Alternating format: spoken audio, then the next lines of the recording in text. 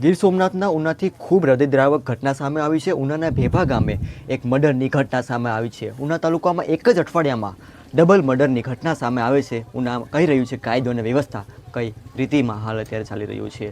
ઉના તાલુકાના ભેભા ગામે પતિએ છે તે પત્નીને મોતને ઘાત ઉતારી છે. વાડી વિસ્તારમાં રહેતા એક પતિ પત્ની તેઓ પોતાના રસોડાની અંદર જ્યારે રસોઈ બનાવી રહી હતી, રોટલા બનાવી રહી તે સમયે પતિ આવે છે અને તીક્ષ્ણ હથિયાર વડે માથાના અને ગળાના ભાગ ઉપર તીક્ષ્ણ હથિયારના ઘા કરે છે. ત્યારબાદ એ જ જગ્યા ઉપર આ પત્નીનું મોત થાય છે. હાલ અત્યારે મોટી સંખ્યામાં ગ્રામજનો છે તે અહીંયા ઉપસ્થિત થયા છે. લોકોના ટોરે ટોરા ઉમટી પડ્યા છે. અને હાલ અત્યારે ગીર સોમનાથના ડીવાયએસપી અને મામલતદાર અને ઉનાના પીઆઈ છે તે અત્યારે ઘટના સ્થળે પહોંચ્યા છે.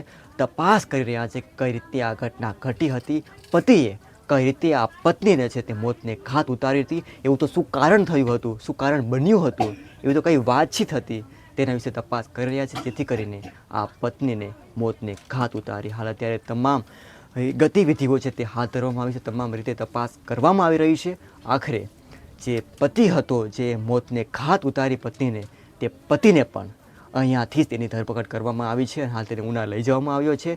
તેને સૌપ્રથમ તો જ્યારે તે પત્નીનું મર્ડર કર્યું ત્યારે તેને દોરડા વડે બાંધવામાં આવ્યો હતો. ત્યારબાદ પોલીસ પહોંચે છે ને તેને હાલ અત્યારે ઉના પોલીસ સ્ટેશને લઈ જવામાં આવ્યો છે.